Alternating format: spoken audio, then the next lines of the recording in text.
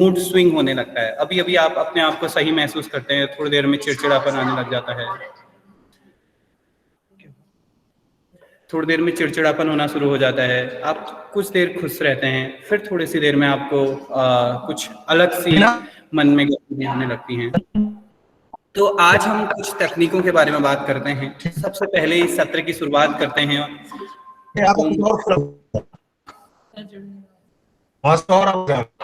एक मिनट, हमारे साथ सर जुड़ रहे हैं शायद, मैं थोड़ा बात कर लेता हूँ, प्लीज थोड़ा सा वेट करिए।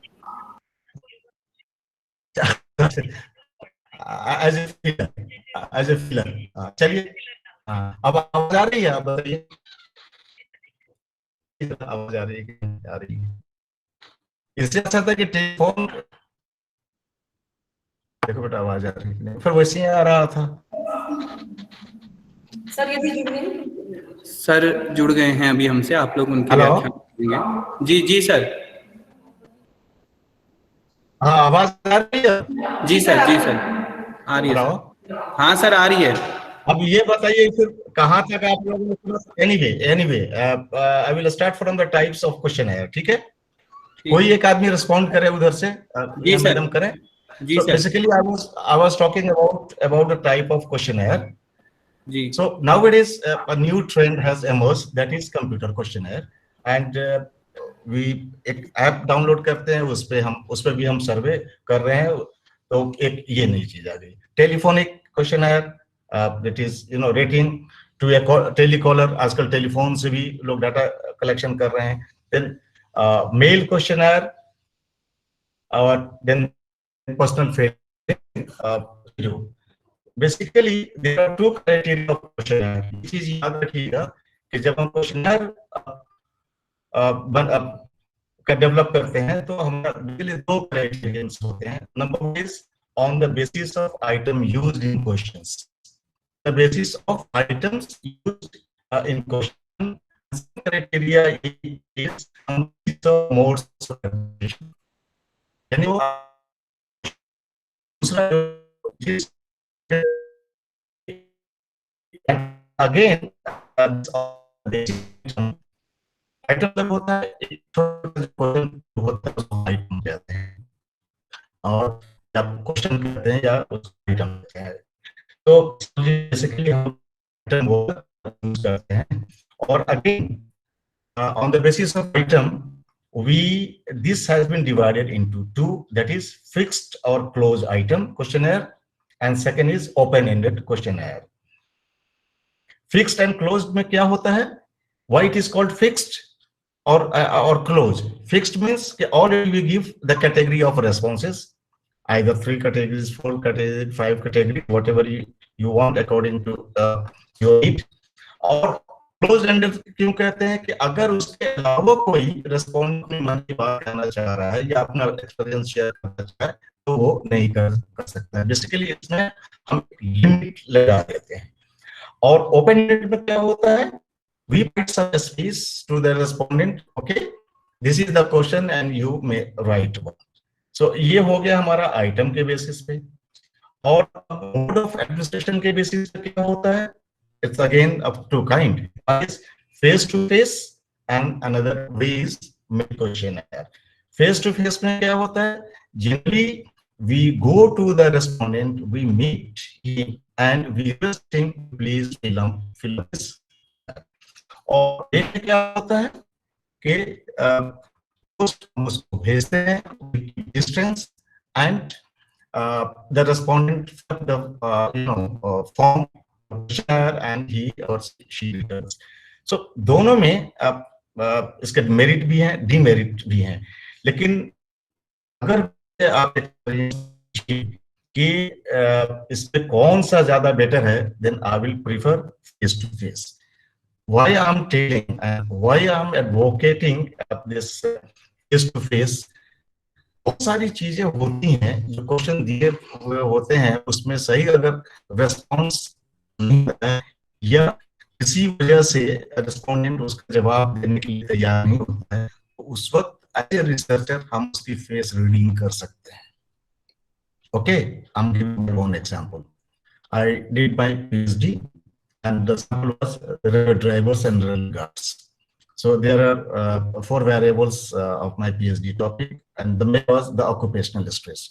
तो मैं क्या करता था कि यहाँ से दूर चला जाता था, उनके लॉबी पे बैठता था, उनसे बातें करता था। कुछ क्वेश्चंस ऐसे होते थे कि उनको लगता था कि मैं गवर्नमेंट टुंडला में जाता था, बेसिकली टुंडला जाता था, उनके साथ बैठ के उनसे बातें करता था। तो अब कुछ क्वेश्चंस ऐसे होते थे कि उनको लगता था कि ये ऑर्गेनाइजेशन से रिलेटेड हैं और इसका हम सही जवाब देंगे तो हम पकड़े जाएंगे। तो उस टाइम में हमने उनका फेस रीड किया और आप देखिए कि उनका जो ऑक्यूपेशनल स्ट्रेस, जो स्ट्रेस लेवल आया वो मॉडरेट लेवल का आया। लेकिन मेरे ऑब्जर्वेशन के हिसाब से ये था कि all the time they are working under stress. How 11,000 volt के नीचे काम करते हैं, 8 घंटे से ज्यादा उनकी ड्यूटी होती है, कभी शिफ्ट करना पड़ता है, उनके लिए स्कूल का सही इंतजाम नहीं है।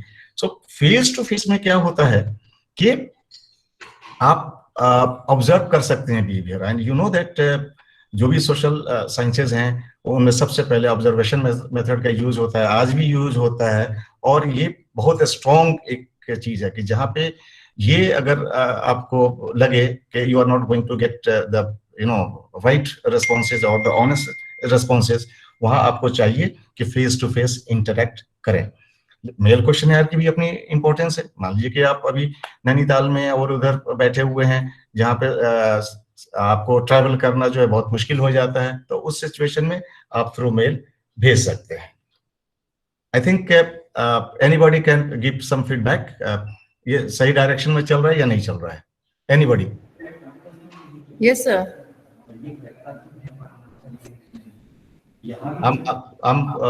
Am I moving in right direction? Yes, sir. Is it clear to everybody or should I change? मतलब कि आप लोगों को समझ में बात आ रही है कि नहीं आ रही है? किरण? Yes, sir, समझ में आ रही है। Yes sir, yes. अच्छा, ओके। ये आप मैं जल्दी बोल रहा हूँ, जल्दी इसलिए बोल रहा हूँ कि ये 2 घंटे का लेक्चर मैडम 1.5 घंटे में खत्म करवाएंगी और करना पड़ेगा, डायरेक्टर की बात माननी पड़ेगी। Anyway, so I was talking about, is it clear to everybody? Kalpana? Yes sir. Abhijit? Yes sir. So अब ये I will talk on the इसकी क्या विशेषताएं होती हैं। I will try to use the Hindi words more, okay? क्योंकि madam ने कहा कि इसमें हमारे संस्कृत के भी बच्चे हैं, हिंदी के भी बच्चे हैं, लेकिन हम लोगों की अंग्रेजी हिंदुस्तानी अंग्रेजी है, आपको समझ में आना चाहिए। तो इसकी विशेषताएं क्या हैं, इसके कैरेक्टरिस्टिक्स क्या हैं। पहली ये है कि the items of questionnaire should be clearly related to your research topic। जो भी अगर आप आइटम बनाएं वो आप रिसर्च टॉपिक से रिलेटेड होने चाहिए, वेरिएबल से रिलेटेड होना चाहिए। हमने एक एग्जांपल दिया था बीच में कि अगर मान लीजिए कि इंटरेस्ट को आप मेजर करना चाह रहे हैं किसी और संदर्भ में, तो वो इंटरेस्ट से रिलेटेड और उस संदर्भ से ही रिलेटेड होना चाहिए। और दूसरा, अगर आप आइटम फॉर्मुलेट करने जा रहे हैं तो उसके लेंथ, उसकी लंबाई को ध्यान देना चाहिए आपको, क्योंकि if the question is very long तो उसमें आदमी अपना इंटरेस्ट लूज कर देता है। तो बहुत प्रिसाइज होना चाहिए कि कुछ शब्दों में जो रेस्पोंडेंट है आपकी बात समझ जाए, क्योंकि you are not going to tell about the question even if you are conducting face to face this then. तो फेस टू फेस भी अगर आप कर रहे हैं तो आप जो क्वेश्चन लिखे हैं उसको बोलते नहीं है। समझना किसको है, वो रेस्पोंडेंट को समझना है और उसके हिसाब से जवाब। अगर रेस्पोंडेंट नहीं समझेगा then you not get the correct response. तो it should be very precise, length बहुत लंबा नहीं होना चाहिए, and the words and sentences which you are using that should be very very simple. अब हम लोग जो हैं देखते हैं कि बस हिंदी का कुछ ट्रांसलेशन अगर आ रहा है, हिंदी की चीजें आ रही हैं बहुत आसानी से लोग गूगल बाबा पे जाके उसको ट्रांसलेट कर दे रहे हैं। दो चीजें उसमें हो रही हैं, एक तो इतनी कलिष्ट हिंदी होती है कि उसका मतलब समझ में नहीं आता, और अगर हिंदी का कुछ वर्ड भी उसमें है तो उसका मीनिंग चेंज कर देता है। तो एक जो जनरली गूगल बाबा वाला जो कंसेप्ट है उसको आप इसमें कम इस्तेमाल कीजिए। उसी तरह से उर्दू के बहुत सारे अल्फाज हैं कुछ मतलब ही नहीं समझता है, अंग्रेजी के भी अगर वर्ड्स आप यूज कर रहे हैं बहुत सारे तो टफ। लेकिन जो लोग भी क्वेश्चन बनाए हुए हैं पहले का, अगर मैं देखता हूँ साइकोलॉजिकल टेस्ट या क्वेश्चनर या शेड्यूल का, तो बड़ी मुश्किल से लोग समझते हैं। तो ये ध्यान में रहे कि जो आपका वर्ड हो, जो सेंटेंस हो, वो सिंपल हो, और जिस सैंपल पर आप करने जा रहे हैं वहां आप कौन सा वर्ड यूज हो रहा है उसी को करना चाहिए। मैं एक और एग्जांपल आपको दे रहा हूं। Way back in 1993, I was associated with World Bank project DPP. तो उसमें I was in charge in Madhya Pradesh. तो वहां पे एक क्वेश्चन था शेड्यूल में, शेड्यूल क्वेश्चन है, सब में फर्क होता है। शेड्यूल में एक क्वेश्चन था बच्चों के लिए, प्राइमरी स्कूल के बच्चों पे हो रहा था कि सुबह आप नाश्ता करके क्या आते हैं। हमने एक दो स्कूल में जब हमारे जो प्रोजेक्ट फेलो थे वो जब डाटा लेके आए तो एक चीज पे देखा हमने कि नाश्ता वाला कॉलम सबका खाली है। मैं फिर बुलाया, बैठाया उनको, हमने कहा कि इस जो क्वेश्चन जो है इसका कोई रिस्पॉन्स नहीं आ रहा है। तो वहां का जो लोकल एक प्रोजेक्ट फेलो था उसने कहा कि सर यहाँ पे नाश्ता वर्ड कोई नहीं जानता है, बासी वर्ड जानता है। अब देखिए कि इतने बड़े काम में जो एक्सपर्ट बना रहे थे तो वहां के कल्चर को, वहां की भाषा को वो नहीं समझ पा रहे थे। फिर हमने दिल्ली टेलीफोन किया, उसमें दोबारा फिर बन के आया तो नाश्ता। एक और क्वेश्चन था उसमें कि आपके घर में भाभी रहती हैं, भाभी वहां कोई नहीं कहता है। हाँ, शेडोल वगैरह साइड में, वहां पर क्या कहते हैं, बहू का कंसेप्ट है। सो ये चीजें जो है आपको अगर क्वेश्चनर डेवलप कर रहे हैं और आपने ये डिसाइड कर लिया कि किस सैंपल पर करना है, एरिया डिसाइड कर लिया है कि किस एरिया में करना है, तो वहां के लैंग्वेज को, वहां के शब्दावली को आप ज्यादा से ज्यादा इस्तेमाल करेंगे, then you will get the right answer of your question. और ऑब्जेक्टिविटी का यही मामला है कि जब ऑब्जेक्टिविटी आप लाना चाहते हो ये सब आपको करना पड़ेगा। And please keep in mind that you should not include any embarrassing questions. That should not be included. आप प्रमोद जी का आप एडजस्टमेंट का टेस्ट उठा के देख लीजिए, उसमें एक आइटम है, 40 आइटम का स्केल है, और उसमें सोशल और मेरे ख्याल में वो इमोशनल एस्पेक्ट वो मेजर कर रहे हैं। तो उसमें एक ऐसा क्वेश्चन है जो कि बहुत एम्बैरेसिंग है और even for the boys and girls, दो कि वो सही है वो क्वेश्चन लेकिन एम्बैरेसिंग टाइप का है। और being a researcher even you can not ask. हमारा जो इंडियन कल्चर है ये बहुत कंपोजिट कल्चर है और यहाँ पे इन सब बातों का बहुत ध्यान दिया जाता है कि बहुत सारी चीजें हम नहीं खुल के बता सकते हैं। Then the instruction should be clear cut.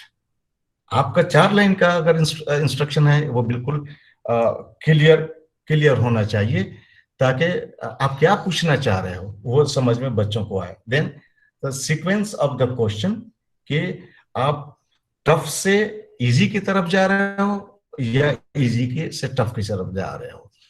Generally हम लोग क्या करते हैं कि जनरल क्वेश्चन से शुरू करके हम स्पेसिफिक क्वेश्चन की तरफ बढ़ते हैं and finally it should be attractive. हाँ, देखने में भी थोड़ा अच्छा लगे, पढ़ने में भी अच्छा लगे। अट्रैक्टिव का मतलब ये नहीं होता है कि उसमें आप लिपस्टिक वगैरह, पाउडर वगैरह लगाइए। नो, जो वर्ड्स का जो है फॉर्मुलेशन है, जो वर्ड्स की बनावट है, जो क्वेश्चनर की लंबाई चौड़ाई है, इट शुड बी अट्रैक्टिव। आप जानिए कि it's not easy job to develop a questionnaire. हम आपको डरा नहीं रहे हैं।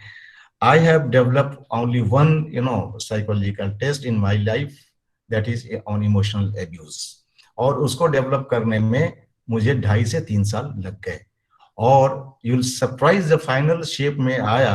Then I sent to professor GP Thakur sir and he found a big mistake. तो ये जो है आपको कल्चर को ध्यान में देना पड़ेगा, वर्ड्स को ध्यान में देना पड़ेगा, सेंटेंसेस को ध्यान में देना पड़ेगा।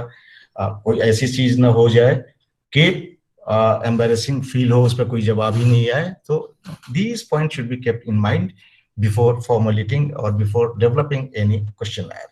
Now come to the actual point जिसके तरफ मैडम इशारा कर रही थी। हमको उन्होंने बताया कि सर आपको इसी पे बोलना है कि क्वेश्चनर का प्रोसेस क्या होता है, कैसे क्वेश्चनर बनाते हैं। So basically it's a most delicate and critical aspect of any research activity. ये ऐसे ही है कि अगर एग्जामिनेशन में जा रहे हैं बिना पढ़े हुए, या किसी लड़ाई के मैदान में जा रहे हैं बिना वेपन को साथ किए हुए, तो वो इसी तरीके से है। So before developing questionnaire, the first point which you have to take in your mind and you have to consider it, that review the information requirements necessitating a questionnaire. जब भी सबसे पहले आपने टॉपिक चूज कर लिया, ठीक है, आपने मेथड चूज कर लिया, आपने हाइपोथेसिस बना लिया, तो जिस टॉपिक पे आप करना चाह रहे हैं उसका रिव्यू ऑफ लिटरेचर आप कह लीजिए एक तरह से, उस पे इंफॉर्मेशन आपको क्लियर कट होना चाहिए कि इस पे कितना काम हो गया है, नया काम क्या क्या चल रहा है, पहले क्या हुआ है, और इसमें कौन सा एस्पेक्ट छूटा हुआ है जिसको आप इन्वेस्टिगेट करना आप चाह रहे हैं। सो ये 2, 4, 5 दिन में नहीं है, it will take a month. कि ओके, जब आप लिटरेचर को पढ़ेंगे तो आपको समझ में आएगा कि अभी इस पे ये काम नहीं हुआ है। Secondly, as I pointed out, keep in mind the sample on which you are going to conduct your research study. उस सैंपल को ध्यान में रखिए, उस एरिया को ध्यान में रखिए, वहां के कल्चर को ध्यान में रखिए, then you start. The second point is, I will discuss in detail later on. The second step in developing questionnaire is develop and prioritize a list of potential questions that will satisfy the information requirement. पहले एक randomly कुछ questions बनाइए जो कि आपके जो interest है, जो टॉपिक है, उसको सेटिस्फाई कर रहा है कि नहीं कर रहा है। And third is assess each potential question carefully. एक बार आपने बना लिया, आप अपने दोस्तों से बात कर सकते हैं, टीचर से बात कर सकते हैं, एक्सपर्ट्स से बात कर सकते हैं, तो दोबारा उसको असेस कीजिए, 2 बार 3 बार उसको असेस कीजिए कि ये रिलेवेंट है कि नहीं जिस संदर्भ में आप काम करना चाह रहे हैं। जब भी आपका क्वेश्चनर एक बढ़िया से बन सकता है। The fourth step is determine the structure of question format and rating scales. I will discuss in detail later on. Fifth step is decide on the specific wordings of each question to be asked. एक एक questions के wordings के ऊपर आपको ध्यान देना है कि कभी कभी क्या होता है कि एक ही सेंटेंस का कोई मतलब दूसरा लेता है। Basically we move on our own perception, जैसा हमारा परसेप्शन होता है उसी के हिसाब से हम जवाब देते हैं। आपको तो यहाँ जो सैंपल है उसके परसेप्शन को सेम रखना है। So it is very very important कि जो एक आदमी को बात आप समझाना चाह रहे हैं वो दूसरे और तीसरों को भी वही बात समझ में आना चाहिए। Then determine the structure of the questionnaire and finally evaluate the questionnaire. So there are 7 steps when you try to develop questionnaire. Number 1 is the topic on which you are going to do. You collect the information, deep information, extensive information आपको उसको gather करना है। Question का जो है prioritise भी करना है। ईच आइटम को आप एसेस कीजिए कि वो रियली जो चीज आप चाह रहे हैं वो चीज मेजर करने जा रहा है कि नहीं जा रहा है। Then structure of questions format आपको डिसाइड करना है, स्पेसिफिक वर्डिंग सेंटेंस को डिसाइड करना है, and the evaluate the question. Now I will take each these steps and I will talk in detail.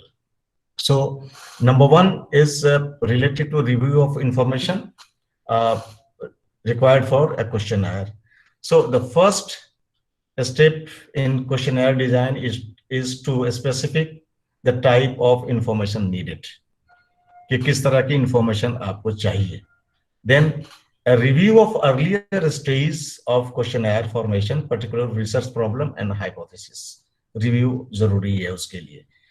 And the third point under review of information is the population for whom the questionnaire is going to be prepared should be kept in mind, such as their educational level and experience. किस population पे आपको करना है, adolescent पे करना है, mail पे करना है, फीमेल पे करना है, एडल्टहुड पे करना है, ओल्ड एज पे करना है। तो उसी हिसाब से जब ये आपके दिमाग में रहेगा, तो मान लीजिए कि अगर कोई डाटा आप क्लास 8 और 9 के ऊपर लेने जा रहे हैं, तो उसका ये जो वर्ड्स और सेंटेंसेस है वो अलग होगा, बहुत सिंपल होगा। वैसे क्वेश्चनर का तो ये होता है कि the word and sentences should be very simple. तो ये आपको एक इम्पोर्टेंस समझनी है, उनको एज ग्रुप को देखते हुए, एजुकेटेड पे लेना है, अनएजुकेटेड पे लेना है, रूरल पे लेना है, अर्बन पे लेना है, तो ये आपको कंसीडर करना है पॉपुलेशन के हिसाब से। Then the next point is language used and content of the questionnaire must be familiar to the respondent, otherwise it will lead uncertain or no opinion response।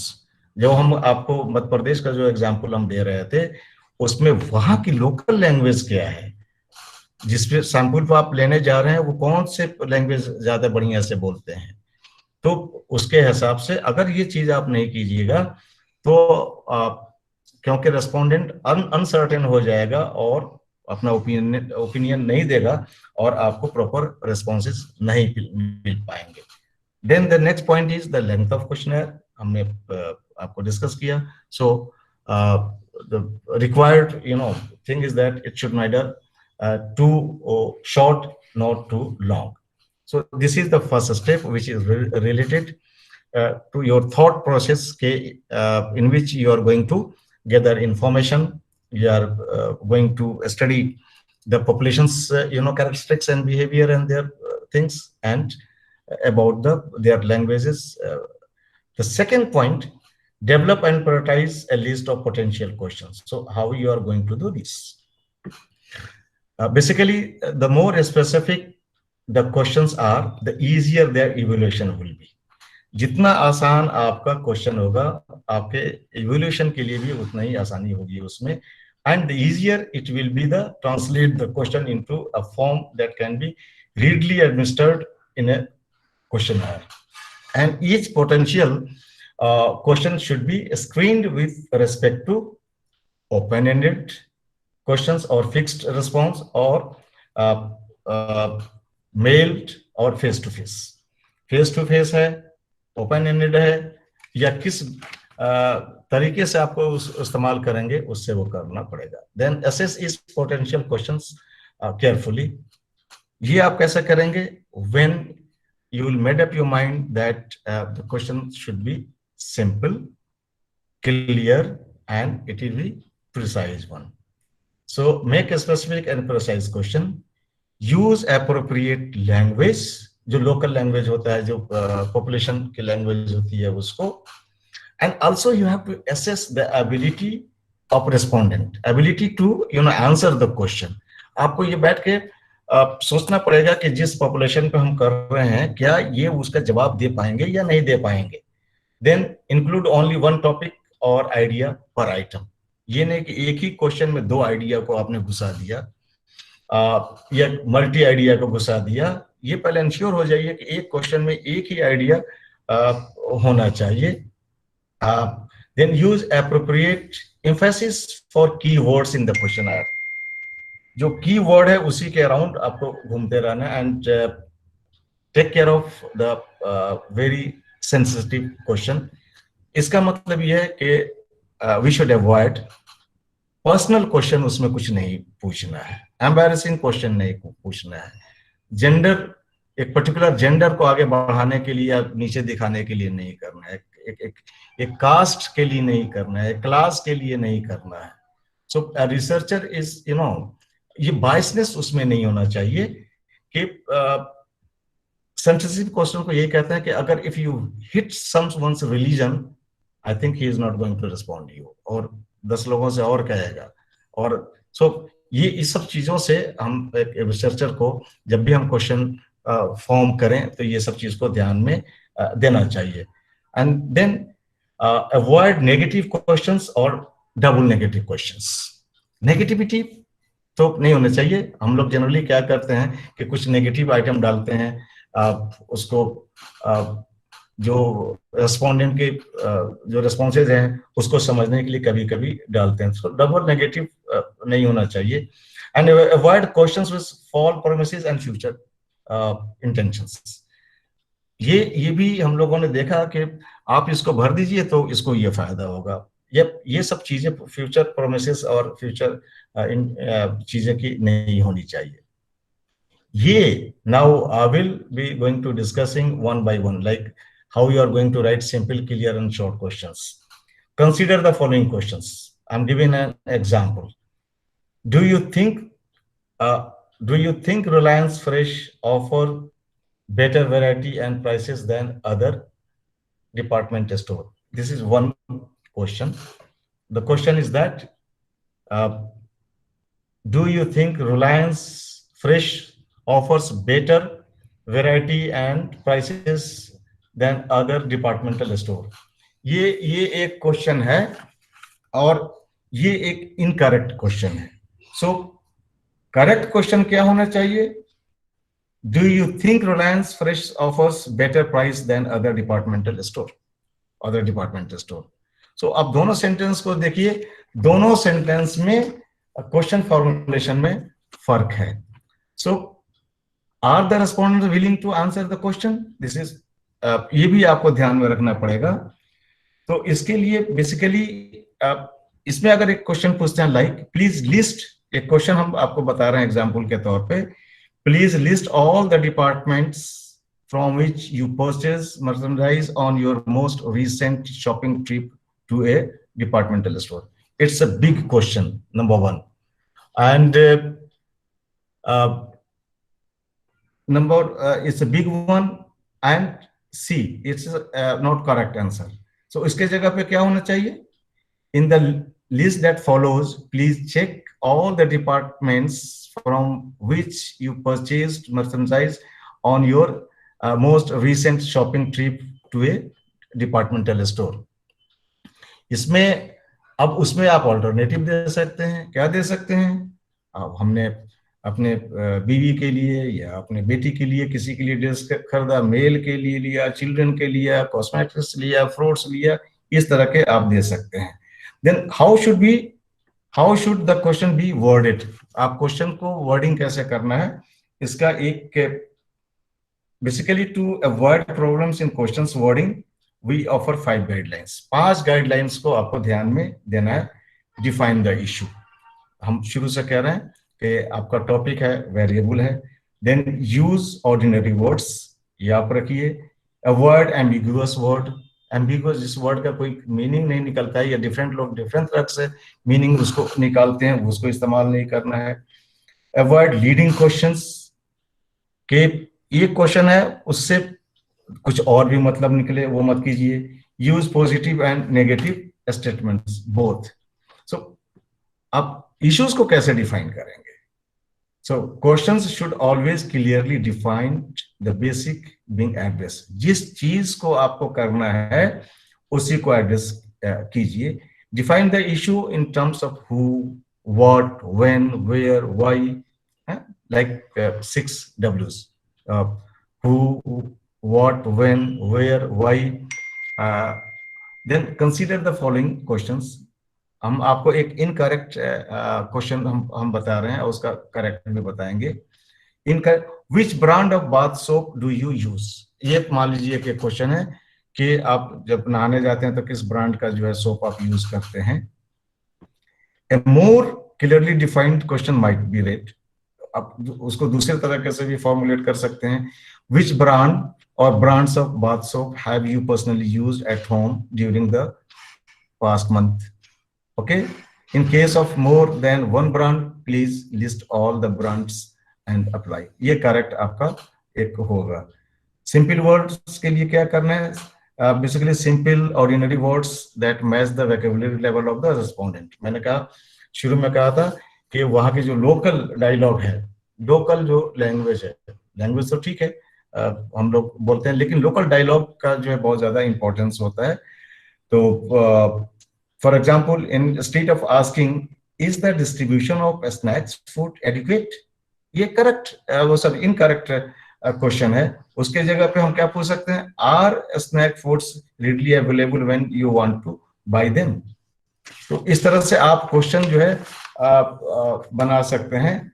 Then avoid unambiguous word, इसको आपको avoid करना है। So when selecting words for questionnaire, the questionnaire designer should choose words with only one meaning। हाँ, उसका double meaning नहीं होना चाहिए। So I'm giving another example. Example is that in a typical month, how often do you go to a movie or theater to see a movie? अब generally हम लोग क्या देते हैं उसमें, never, occasionally, sometimes, often, regularly. This is incorrect. उसके जगह पे क्या होना चाहिए, लेस देन वन और टू टाइम्स, 3 और 4 टाइम्स, और मोर देन 4 टाइम्स, या मोर देन, जो भी आप करना चाहें उसमें आप कर सकते हैं। Regarding this wordings, avoid leading और बायसिंग क्वेश्चंस। ये कैसे होगा, because a leading questions is one that clues that respondent to what the answer should be as the clue का मतलब कि हम एक हिंट दे देते हैं कि इसका आंसर क्या होगा। उस तरह के क्वेश्चंस को हमें उसमें शामिल नहीं करना चाहिए। For example, do you think that India should provide financial aid to poor foreign countries when it is not our responsibility to do so? ये, और इसका अगर हम ऑल्टरनेटिव देते हैं, yes, no, don't know, it's a correct incorrect way। The better question would be, you can formulate the better question। इससे बढ़िया question इस अंदाज में आप कर सकते हैं, do you think that America should provide financial aid to poor foreign countries? Yes, no, don't know। ये एक करेक्ट जो है ऑप्शन जो है ये हो सकता है। So these are related to how you are going to choose or formulate the words and sentences for that। Keshav ji, hello hello, madam ji sir, आवाज आ रही है सर? जी सर, आवाज आ रही है? जी सर, हाँ साफ आवाज आ रही है। बातें समझ में आ रही हैं? जी सर जी, बीच बीच में थोड़ा सा कभी था डिस्टर्ब, अब सभी साफ आवाज आ रही है अब आपकी। जी जी, नहीं साफ आवाज आ रही है। बच्चों से मैं पूछ रहा हूँ कि आप लोगों को समझ में आ रहा है नहीं आ रहा? आ रही है सर। Yes sir. ओके, ये भी मैं एक रेस्पॉन्स ले रहा हूँ ये जांचने के लिए कि आपको मेरी बात समझ में आ रही है कि नहीं आ रही है। क्वेश्चनर विधि का भी एक। So the fourth step is determine the structure of questions, format and rating। अब इसको कैसे आप करेंगे? हमने जब आपसे इसकी कैरेक्टरिस्टिक्स के बारे में, जो विशेषता के बारे में जब कह रहा था, तो उसमें हमने इसका जिक्र थोड़ा सा किया था। मैडम टाइम कितना और है ये बता दीजिए, उसी हिसाब से फिर मैं आगे बढ़ूं। सर अभी लगभग 20 मिनट हैं, 20-25 मिनट। तो बच्चों को भी उसमें देना है या मुझे ही बोलना है? सर अगर बच्चे क्वेश्चन पूछना चाहिए, बच्चे लगभग 5 मिनट में पूरा पूछ लेते हैं सर, 5 मिनट पूछते हैं केवल। तो या अगर आपके क्वेश्चन ज्यादा होंगे तो टाइम 5-10 मिनट आगे बढ़ जाएंगे, क्योंकि हमारी नेटवर्क प्रॉब्लम हुई है, तो अगला लेक्चर हम थोड़ा लेट शुरू कर देंगे सर। ओके सर, आ रहा है, समझ में आ रहा है सर, विष्णु समझ में आ रहा है। केशव जी, जोशी जी, हाँ सर, हाँ सर, समझ में आ रहा है सर, बढ़िया। हाँ, but you are looking smart. नहीं सर, ये थोड़ा, thank you sir, thank you. ये So the fourth step, I was in the beginning I talked about the 7 steps, and till now we have completed this 3 steps. The fourth step is determine the structure of questions, format and writing skill। Format क्या होना चाहिए? The questionnaire item, responses fall into 2 categories, that is closed-ended or structured or fixed response questions, and open-ended or unstructured or free response question। I have already discussed about all these things. What is the closed-ended, structured one, and fixed one, and what is the open-ended, unstructured, and free response question? I have already discussed on this point, so I'm not going to. Okay. Now regarding scale and measurement, When you develop the questionnaire, keep in mind this 4 basic skills of measurement. That is the nominal, ordinal, interval and ratio. बहुत simple सी चीज है, लेकिन लोग इसमें बहुत confuse कर जाते हैं, बच्चे कंफ्यूज कर जाते हैं कि नॉमिनल स्केल क्या है और ऑर्डिनल क्या है और इसका इस्तेमाल हम इसका यूज क्यों करते हैं. So nominal scale are used to classify things into categories and it is the weakest form of measurement. जो हमारा मेजरमेंट है ये सबसे वीक स्केल इसको माना जाता है. एंड डाटा कलेक्शन के नजरिए से एग्जाम्पल के तौर पे अगर हम इस फॉर्म में हम क्वेश्चनएयर को हम करते हैं कि what type of software do you use the most. ये मेरा एक क्वेश्चन अगर होता है तो नंबर 1 वर्ड प्रोसेसर हम दे सकते हैं, स्प्रेडशीट दे सकते हैं, डेटाबेस दे सकते हैं, ईमेल प्रोग्राम दे सकते हैं. ये एक नॉमिनल स्केल का एग्जांपल है. ऑर्डिनल स्केल बेसिकली क्या करता है, it allows classification and ordinal scale also imply rank order and basically there is no difference between the importance of the choice. इसमें choice की importance नहीं होती है. एग्जाम्पल के तौर पर अगर मैं एक सवाल दूं कि the support staff of the technical support group is, this is a question, alternative is that extremely helpful, very helpful, moderately helpful, not very helpful, not helpful at all. तो ये ऑर्डिनल स्केल का एक example है.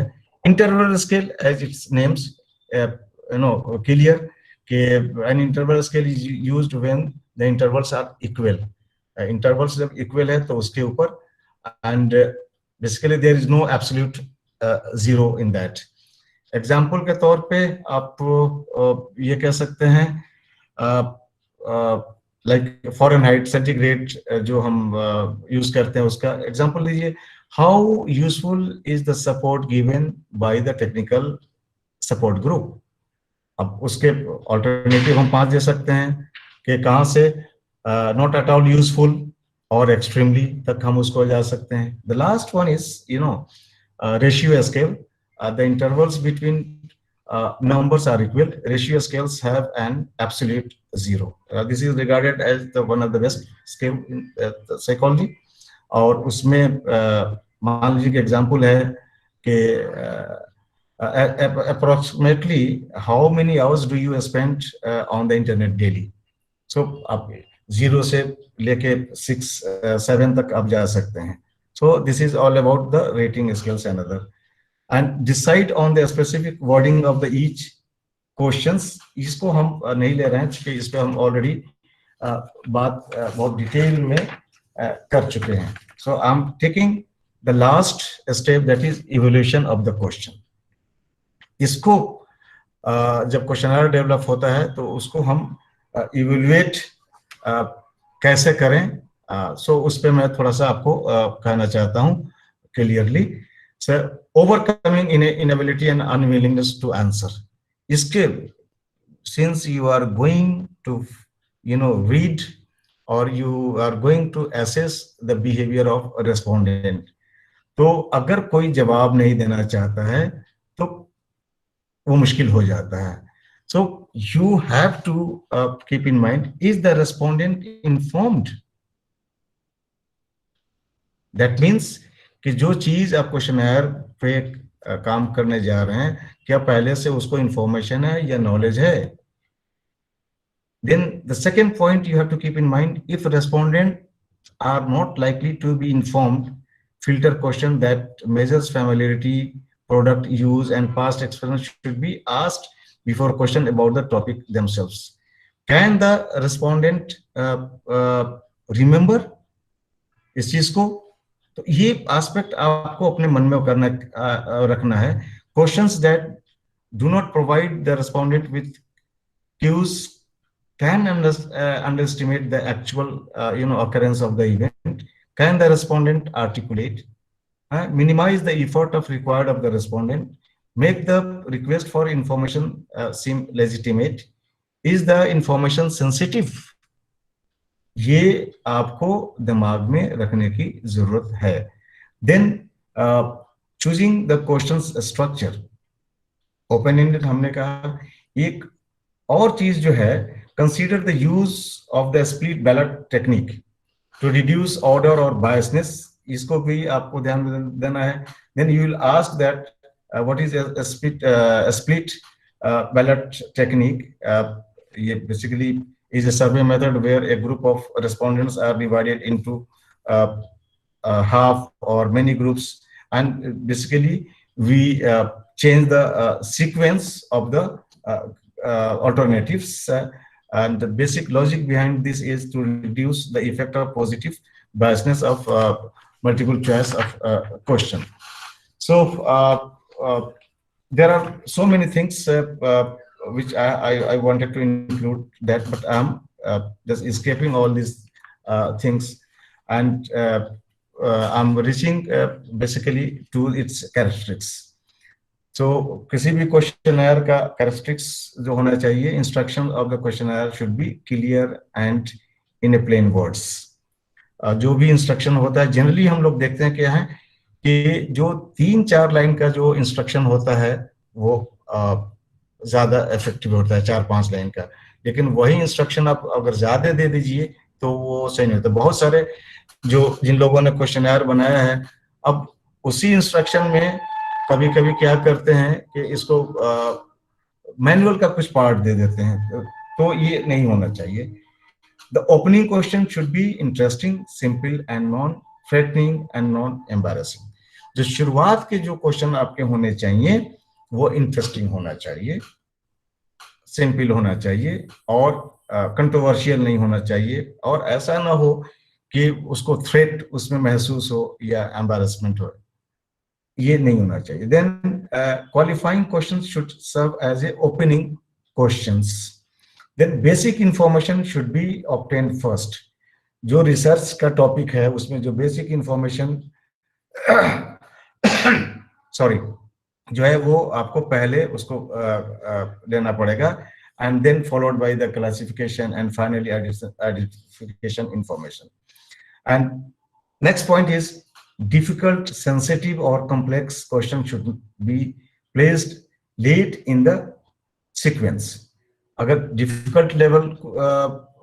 difficulty level किसी question का ज्यादा है तो बाद में लेके आइए, थोड़ा सेंसिटिव है तो उसको बाद में लेके आइए, कॉम्प्लेक्स क्वेश्चन है उसको बाद में इंक्लूड कीजिए।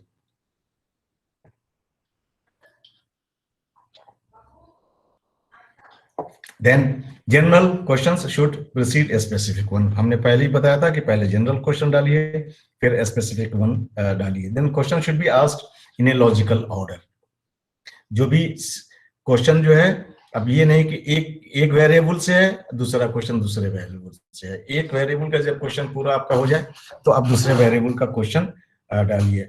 एंड अट्रैक्टिव तो इसको होना ही चाहिए, बिना अट्रैक्टिव का थोड़ा नहीं रहता। जब अट्रैक्टिव रहता है वर्ड से और कुछ से, तो रेस्पोंडेंट का मूड फ्रेश होता है, वो देता है। Now I think the last 5 minutes I will spend on the advantage and disadvantage and regarding the validity and reliability of the question. Advantage क्या है क्वेश्चनर का? If you compare the other methods, it is less expensive.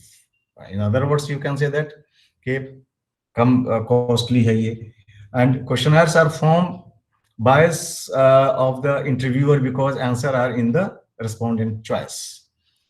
अगर आप interview से, चाहे वो structured interview हो या अनस्ट्रक्चर्ड इंटरव्यू हो, तो जो बायस है रिसर्चर का उससे बिल्कुल फ्री है, क्योंकि इसमें रिस्पोंडेंट जो है वो रिस्पॉन्सिबल है सवाल का जवाब देने के लिए, अपनी चॉइस बताने के लिए, और इंटरव्यूअर जो है उसका उसमें कुछ नहीं चलता है। Then respondents have adequate time to give answer. Basically क्या होता है कि अगर आप इंटरव्यू लेने जाएं या कोई साइकोलॉजिकल टेस्ट आप कंडक्ट कर रहे हैं, तो किसी साइकोलॉजिकल टेस्ट में टाइम भी फिक्स होता है कि आप इतने देर में आपको ये टेस्ट करना है, या इंटरव्यू के लिए भी हम देखते हैं कि टाइम अगर फिक्स है। और लेकिन इसमें क्वेश्चनर जब आप भेजते हैं तो उसमें टाइम फिक्स नहीं है। आप कहते हैं कि 2 दिन 4 दिन में, 1 हफ्ता में इसका जवाब दे सकते हैं, लेकिन कभी कभी क्या होता है कि अगर टाइम ज्यादा हो जाता है, अगर उसको प्रेशर आप बिल्डअप करते हैं कि भाई लौटा दो, भेज दो, तो वैसे वो टिक मार करके दे देता है।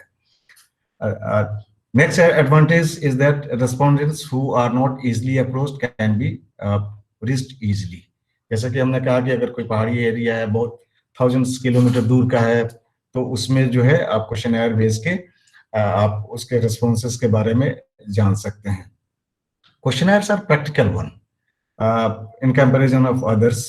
Questionnaires offer a quick way to get result.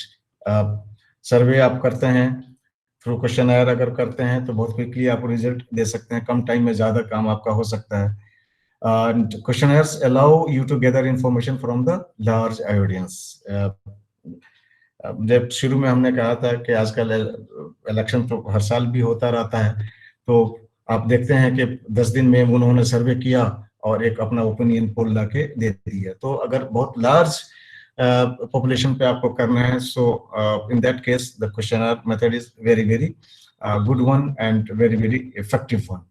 The next point is that questionnaire translation for multinational, multicultural and multi-religious surveys, the aim is to achieve the level of comparability across the local version. यानी कि एक questionnaire अगर आप बना रहे हैं तो different उसको लैंग्वेज में उसको ट्रांसलेट करते हैं, कर सकते हैं, कल्चर पे उसको कर सकते हैं, बहुत सारे स्टेट या आप रीजन कहिए उसमें जा सकते हैं। But again the question is that whether translation of that is going to fulfill the expectation of the local people's language. That is very important, and it's very easy to analyze because you get information in numerical form. तो आप उसको analysis भी आप आराम से कर सकते हैं। Questionnaires can cover every aspect of the topic. Generally ये चूंकि उसमें बहुत सारा क्वेश्चन हम देते हैं, तो उम्मीद ये होती है कि हर एस्पेक्ट को टच करके चले। Along with these advantages, there are certainly certain disadvantages of the questionnaire. Number one, if the questions are poorly worded or are biased in nature, then the result will be affected. अगर कोई भी question poorly worded है या बायस nature का है, तो उसमें आपको रिस्पॉन्स सही नहीं मिलेगा। The response rate may be poor in questionnaire. लोग लौटाते ही नहीं है, बैठे हुए हैं। लेकिन ये बाहर के कंट्रीज में जो है ना, यूरोप वगैरह में ऐसा नहीं होता है। हमारे यहाँ जो है होता है कि बहुत सारे नहीं लौटाते, या हमने तो देखा है कि जैसे वर्ल्ड बैंक वगैरह का प्रोजेक्ट चलता है और कुछ क्वेश्चनर जो है लोग देते हैं भरने के लिए स्टेट गवर्नमेंट या गवर्नमेंट ऑफ इंडिया की तरफ, तो जो बच्चे जाते हैं अपने से बैठ के उस पर फटाफट टिक मार करके लेके चले जाते हैं। तो एक ये इसमें परेशानी है। And if people do not have time और they do not feel any importance in answering the question, तो वो अपना रिस्पॉन्स ही नहीं देते हैं या ऊपर के मन से जो भर देते हैं। ये बहुत ही आम प्रचलन है कि इवन साइकोलॉजिकल टेस्ट भी लेते हैं, और if the length of the question is big, 2-3 page का अगर होता है, तो देखा गया है कि चलो भाई इसमें 4 अगर ऑल्टरनेटिव है तो 3-3 पे जवाब दे दो, 2-2 पे जवाब। Even the teachers they do कि नैक वगैरह का जो आता है कि आप कितने % सेटिस्फाई है क्या है, तो उसमें भी एक सेट पैटर्न के तहत जो है लोग जवाब देते हैं। तो and the third point is it is difficult to know whether willingness of a respondent are truly representative of not. कि willing, बाहर के आप कंट्रीज में जाइए तो पहले उससे पूछते हैं कि are you willing to participate, are you willing to give your responses. तो वो अगर उनके मन में होता है तो ऑनेस्टली कहते हैं कि ठीक है हम इसको देंगे, अदरवाइज बहुत सिंपली कहते हैं कि no I don't have time, I am not interested. और वहां तो गिफ्ट भी देते हैं। मैं वहाँ मॉन्ट्रियल में just I was sitting on this in the mall, and somebody came and he was collecting information regarding environment. उसने क्या कि मुझे पेन और कुछ पैकेट्स दिए कि इन्वायरमेंट जिससे पोल्यूटेड ना हो, तो इंडिया में कौन देता है? कोई नहीं देता है. But another point is that some participants may forget about the whole issue and tend to forget why such questions was present in the first place. उनको सीक्वेंस भी याद नहीं रहता है कि कैसे उसका जवाब दें. And another point is that open-ended questions may take a long time and will produce a large amount of data that will take time to analyze. Open-ended में क्या होता है कि हम we provide some space and we ask the respondent just you write your responses. तो उसको analysis में थोड़ा ज़्यादा time लगता है. And another point is that too many questions since it might bore the respondent. जैसे क्या कहा कि अगर क्वेश्चन की लेंथ बहुत ज्यादा है, नंबर में ज्यादा है, तो बोर हो जाते हैं उसको जवाब देते हुए, और फिर naturally we get incorrect responses. So I think अगर कोई क्वेश्चनर अब बनाते हैं तो टाइम लिमिट तो उसका कहीं नहीं दिया हुआ है कि कितना टाइम लिमिट उनको देना चाहिए, but 20 to 30 minutes are enough. So इसमें अगर 50-60 क्वेश्चंस अगर हैं तो वो जवाब दे देते हैं. लेकिन ये क्लोज एंडेड के लिए कह रहा हूँ. ओपन एंडेड के लिए not more than 10 questions should be given, क्योंकि उसको उसमें पढ़ना भी है, समझना भी है, लिखना भी है. And may be sometimes it has been found that questionnaires may not be suitable for certain people. It may not be suitable for illiterate or people who have reading problems. तो उस सैंपल पे तो हम कर ही नहीं सकते कि जो लोग पढ़ना लिखना नहीं जानते हैं, या बहुत सारे जो ब्लाइंड स्टूडेंट्स हैं. You will be surprised. I'm giving an example that a big professor he collected data on group data on blind students. And I raised the question कि साहब ब्लाइंड पे आप ग्रुप डाटा ले रहे हो, क्या है ये तो पूरा का पूरा फेक रिसर्च है. And I'm sure that generally the research, many research scholars are not honest with their researches. कि चलो अभी हमारे पास 90 क्वेश्चनर भर के आ गया तो इसको 100 कर दो दिखाने के लिए, ये भी चल रहा है. एंड आप सोचिए कि ब्लाइंड के ऊपर ग्रुप डाटा लेना, it's a kind of crime. कि वो कहाँ से पढ़ेगा, कहाँ से देखेगा, कहाँ से भरेगा, और ग्रुप डाटा हो गया सर, और उस पर पेपर भी पब्लिश हो गया. तो इस तरह की भी हरकतें होती हैं. बट आप लोग यंग हैं तो आपको ये सब करने की जरूरत नहीं है. एक बात मैं बताऊंगा कि जब मैं रिसर्च कर रहा था तो हमारे सुपरवाइजर तो शमीम साहब हैं, and he is going to deliver one lecture in this program. एक सुल्तान साहब थे, तो वो कहते थे कि अगर आपको डाटा लेना है तो रेस्पोंडेंट्स के साथ उन्हीं के भाव में आप आ जाइए. मैं सर पूछा कैसे? उन्होंने कहा कि हमने ट्रक ड्राइवर पे लिया और मैं बीड़ी पीता था, उनको पिलाता था. तो उसी तरह से मैं अगर रेलवे गार्ड्स पे गया तो मैं साथ में कुछ चीजें लेके जाता था, उनसे एक रेपो बिल्डअप करता था, तब जाके क्वेश्चनर लोग फिलअप करते थे. And the last point is the control over questionnaires may be lost once it is sent. Many times के लोग उसको लौटाते नहीं हैं. तो ये इसके demerits हैं, disadvantage हैं. Then quickly come to the point, reliability and validity. Questionnaire must be valid and reliable. Reliability of a scales refers to the consistency in response, getting the same result if the same questions was administered again and the same condition. Validity, we know the definition part of reliability and validity. I'm giving a simple example and the relationship between reliability and validity. Suppose कि आपने एक घड़ी बनाई, तो if your watch is measuring time, it is valid. Reliability क्या है? जब उसमें accuracy आ जाए तो आ जाए. तो क्वेश्चनर में भी कि जिस चीज को आप मेजर करने जा रहे हैं, अगर वो चीज मेजर कर रहा है तो इट्स ओके, और रियलिटी में वो चीजें आ रही हैं तो वो आपका रिलायबल हो गया. और रिलायबिलिटी मेजर करने का और तरीका है कि अगर पहले आपने किया है और दूसरी बार अगर रिसर्च कर रहे हो तो वो सिंगल टाइप ऑफ उसका रिजल्ट आना चाहिए. I think I have completed. लेकिन थोड़ा टाइम अगर रहता, नेटवर्क अच्छा रहता तो बढ़िया से हो जाता। जो मैडम ने टाइम दिया था हमको 1 hour and 30 minutes, I have completed that, and I don't know how much people have grabbed it, and how much I'm able to reproduce or fulfill your expectation.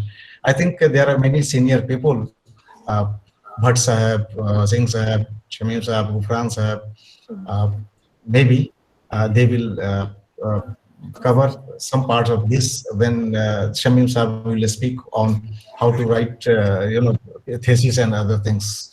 So once again, I'm thankful to Madam for giving me this opportunity to virtually interact. इसमें ज्यादा मजा नहीं आता है कि सब लोग तो अनम्यूट रहते हैं, और I could not see the faces of students, so can I guess whether they are getting or not. Anyway, thank you very much, ma'am. जी सर, आपका बहुत बहुत धन्यवाद। जी sir, I will ask a few questions from the student side, and if I have made something wrong, maybe, so I'm sorry for that, and you are feel free to correct me if I'm wrong in some places, maybe. Thank you very much. Sir बहुत बहुत धन्यवाद आपका। आपने काफ़ी interesting way में और network issue होने के साथ अपना पेशेंस बनाए रखा, और हमारे पार्टिसिपेंट्स को काफ़ी इंफॉर्मेटिव चीज़ दी, और बताया कि किस तरह से हम लोग डाटा कलेक्शन में किस तरह की कभी कभी डाटा कलेक्ट करते हैं तो किस तरह से रिजल्ट हमारे दिख जाते हैं कि हमने काम सही नहीं किया हुआ है। अगर कोई भी रिसर्चर इस फील्ड में उनको कोई प्रॉब्लम हो रही हो तो सर से क्वेश्चन कर सकते हैं कि सर अगर हम प्लीज पार्टिसिपेंट से मेरी रिक्वेस्ट है कि यदि उनकी कोई क्वेरी हो तो वो पूछ लें सर से। I think Mohit Mehra is ready to ask the question. नमस्ते सर। नमस्ते बेटा, नमस्ते। सर मेरे को ये पूछना है सर, मेरा एक वेरिएबल है इमोशनल स्टेट्स का। इमोशनल? हाँ जी जी सर, मेरे को मैं उसका कोई क्वेश्चनर सर्च कर रही हूँ। क्या कर रही? Emotional state? हाँ जी, उसका क्वेश्चनर सर्च कर रही हूँ सर। जी। लेकिन सर एक फेमस है 8S2 क्वेश्चनर है जी, उसमें तो सर 8 डायमेंशन मेजर हो रहे हैं। सर मैं अपनी रिसर्च में ऐसे कोई मेंशन नहीं करना चाहती कि अलग अलग की मैं एंजाइटी को अलग से कर रही हूँ या डिप्रेशन को अलग से कर रही हूँ। जी। तो सर मेरे को उसके क्वेश्चनर के बारे में पूछना है कि उसका कोई और भी क्वेश्चनर अवेलेबल है क्या? नहीं, अब मैं बता रहा हूँ, ठीक है। ये तो इन्फॉर्मेशन लेना चाह रहे हो आप। मैंने शुरू में जैसे कहा कि जब भी आप टॉपिक बनाएं तो उसी टाइम में ये सब चीज पे सोच लें। अब जो आपका इंटरेस्ट जो है, चलिए इमोशन पे है, लेकिन आप वो चीज को इंक्लूड नहीं करना चाहते हो, तो उस क्वेश्चनर को देखो कि उसमें आइटम किस तरह के हैं, और आप एक बना के एक नया डेवलप करके जो चीज आप चाह रहे हो कि ये चीज हम इंक्लूड करना चाहते हैं, तो कुछ आइटम बना के जजेस से दिखा के आप नया एक स्किल डेवलप कर सकते हो। जी सर। ठीक है। हाँ, वो एक अच्छा जो है आपके लिए एक हो जाएगा, आपका स्किल एक डेवलप हो जाएगा और एकेडमिक कंट्रीब्यूशन आपके लिए हो जाएगा। ठीक है, तो मेरी राय ये है कि आप एक क्वेश्चनर आप डेवलप कर लो, एक स्किल बना लो, और कोई मुश्किल काम थोड़ी है, बहुत आसान काम है। Okay sir, thank you sir. और किसी स्टूडेंट को कोई क्वेश्चन पूछना है तो आप पूछ लीजिए सर से। हेलो। जी बोलिए Dinesh ji. Yes sir, question ये है कि जैसे जब डेटा कलेक्शन करने जाते हैं तो हम ग्रुप में अगर क्वेश्चनर फिल करवा रहे हैं तो कई बार देखने में आता है कि कुछ लोग कॉपी कर लेते हैं एक दूसरे से। जी। तो सर यहाँ पर एक्चुअल रिजल्ट मिलने की थोड़ा सा संभावना कम हो जाती है। बिल्कुल, मैंने जो एक बात कही कि फेस टू फेस वाले में हम लोगों को बहुत अच्छा लगता है जी। कि अगर कोई उसको डाउट है तो वो बता देता है। देखिए एक चीज मैं बताऊंगा, अगर आपको ग्रुप पे लेना है, बहुत सारा क्वेश्चन होता है कि आप ग्रुप पे भी ले सकते हैं, सिंगल भी ले सकते हैं। तो अपने साथ एक दो दोस्तों को लेके जाइए, उनको चाय पिलवाइए, उनको थोड़ा खिलाइए और उनको कहिए कि भाई तुम भी थोड़ा मॉनिटर करो कि और ये मत कहिए कि हम आपको चेक करने आए हैं, उनको कॉशियस मत बनाइए। हम उन दोस्त ये कहें कि कोई अगर चीज इसमें कोई क्वेश्चन समझ में नहीं आएगा तो हम लोग बताने आए हैं, हम आपकी हेल्प कर रहे हैं। देखिए सर, दिनेश जी मैं आपको बताता हूँ, ईमानदारी की बात अगर हम आपको बताएं रिसर्च के बारे में, इंडिया के बारे में, तो हम लोग बहुत नेगेटिव चीज अपने में, मैं बता रहा हूँ कि बड़े बड़े प्रोफेसर्स, मैं खुलेआम कह रहा हूँ कि बड़े बड़े प्रोफेसर इसमें घोटाला करते हैं, घपला करते हैं। Do you think that within 2 or 3 years a person can develop 60 psychological skills? Yes, it happens. It happened in my department. A person, I think Madam knows him, he has developed 60 skills within 2 years. And a person who has written 2 books during COVID, आप उसके